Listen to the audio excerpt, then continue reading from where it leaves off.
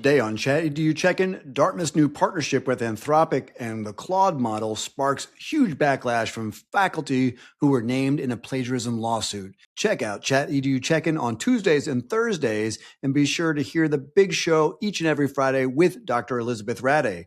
Chat Do You Check-In is sponsored by our good friends at eduaid.ai, where good ideas become great lessons. All right, this is from the Dartmouth, the school publication in the middle of January. Super interesting story, so we're carrying it here forward to February.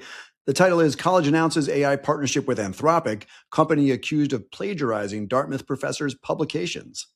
Three big takeaways. First, Dartmouth's new AI partnership has reopened wounds for faculty whose work was named in a plagiarism lawsuit against Anthropic.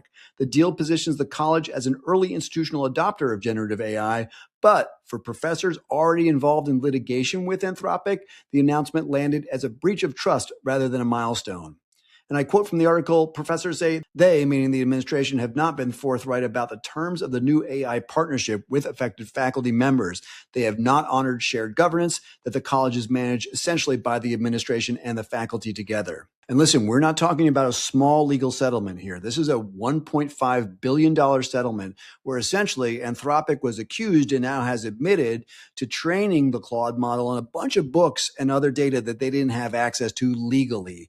Interestingly, it wasn't one or two faculty from Dartmouth. 130 faculty had books in that library that Anthropic trained on, which is why they are so deeply upset.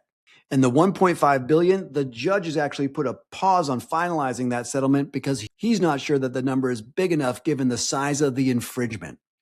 Takeaway 2, college leaders say that the partnership did in fact follow faculty consultation, but some professors argue that the input came too late to matter.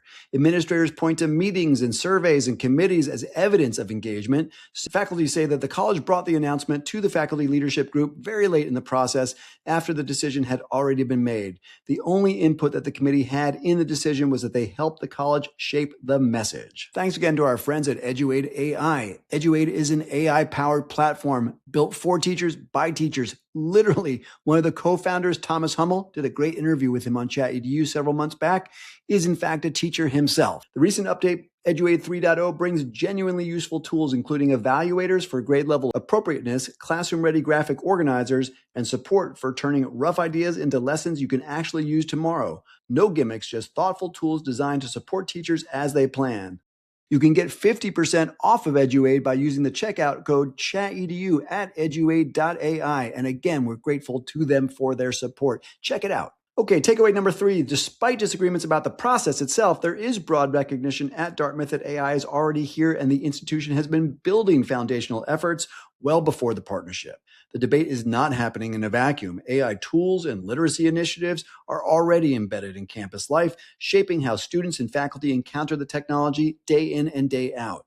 Over the past year, the college has entered into the AI space with ventures including Evergreen, which is the world's first AI campus wellness platform, and they have certainly done a number of pilot programs building AI literacy among their younger students. So it's really interesting that this is happening at Dartmouth. Literally, the term artificial intelligence was coined at a summer seminar decades ago at Dartmouth. It's also interesting that it's Anthropic and the Claude platform. People love Claude, right? They say Claude is a fantastic writer. Well, maybe one of the reasons that it writes so well is that it had such a wide variety of training data, including some stuff that maybe they should not have had access to. The other thing, though, that people know about Claude right now is a tool called Claude Code.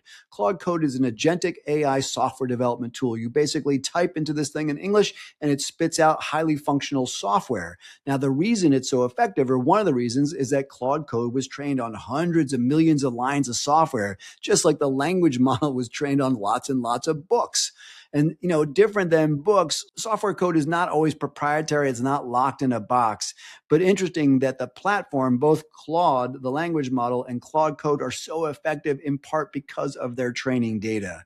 So that's where we are. Drop us a review. Let us know what you think, or a comment. We will certainly keep the conversation going. And be sure to check out ChatEDU Check-In each and every Tuesday and Thursday. You can watch or listen the big show each and every Friday with my dear colleague, Dr. Elizabeth Rade. And thank you again to the folks at eduaid.ai for their support. Don't forget 50% off if you use the code ChatEDU at checkout at eduaid.ai. We are grateful.